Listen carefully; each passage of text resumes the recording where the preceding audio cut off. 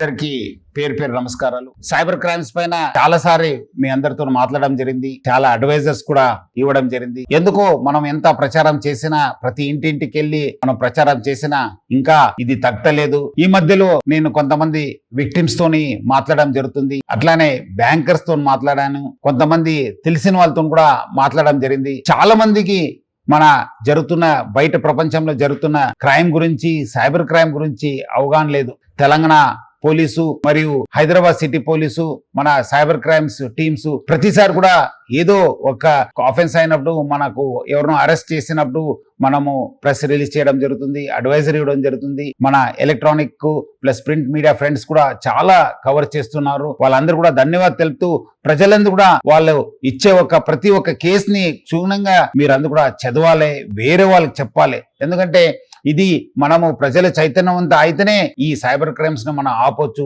లేదంటే లేదు. మన ట్వీట్ కావచ్చు, లేదంటే సిటీ పోలీస్ ఇచ్చే ప్రతి ఒక్క ప్రకటన కూడా మీరు జాగ్రత్తగా చదవాలి. మీరు పబ్లిక్ ఒకటే కాదు, బ్యాంకర్స్ ముఖ్యంగా చాలా మంది బ్యాంకర్స్ కి అవగాహన లేదు సైబర్ క్రైమ్స్.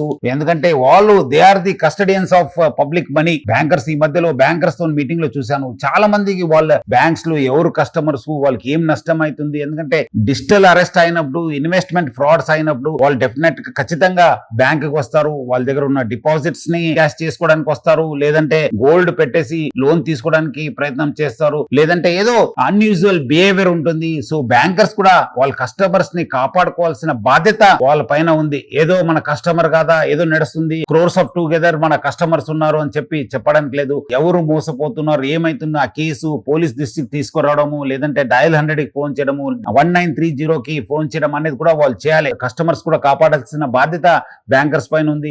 అట్లానే ప్రజలు కూడా ఏదో, ఎందుకంటే జరుగుతున్నావు ఇప్పుడు ఇన్వెస్ట్మెంట్ ఫ్రాడ్స్ గురించి ఎంత చెప్తుంటే కూడా ఇంకా పబ్లిక్ మార్కెట్ లో పెడుతున్నారు. గోల్డ్ ట్రేడింగ్ అంటున్నారు, సిల్వర్ ట్రేడింగ్ అంటున్నారు, షేర్ ట్రేడింగ్ అంటున్నారు. కొంతమంది డిజిటల్ అరెస్ట్, ఇంకా కొంతమంది బలి అవుతున్నారు. ముఖ్యంగా ఎవరెవరు పేరెంట్స్ ఓల్డ్ ఉన్నారు, పెన్షనర్స్ ఉన్నారు, ఎవరి దగ్గర చాలా డిపాజిట్స్ ఉంది, వాళ్ళు టార్గెట్ చేయడం జరుగుతుంది. ఈ సైబర్ క్రైమ్ ఆఫెండర్స్ చిల్డ్రన్స్ కూడా మనము పేరెంట్స్ కూడా చెప్పాలి, ఎలాంటి క్లిక్స్ ని చేయవద్దు, ఏపీకే ఫైల్స్ వచ్చిన క్లిక్ చేయవద్దు, ఎవరు ఫోన్ చేసినా అటెండ్ కావద్దు, ఎవరు వీడియో కాల్ చేసినా అటెండ్ కావద్దు అని చెప్పి పేరెంట్స్ కూడా ఎడ్యుకేట్ చేయాల్సిన బాధ్యత ఉంది. సో అందరు కలిసి ఈ సైబర్ క్రైమ్ పైన పోరాడతాము, అందరు కూడా కలిసి చైతన్యవంతం తీసుకొస్తాను. అప్పుడే ఈ సైబర్ క్రైమ్ ఆగుతావు. ప్రజలందరూ కూడా అప్రమత్తం ఉండాలని చెప్పి నా తరపు నుంచి, హైదరాబాద్ సిటీ పోలీస్ తరపు నుంచి అందరు కూడా కోరుతున్నాను. Thank you. జై హింద్, జై హైదరాబాద్ సిటీ పోలీస్.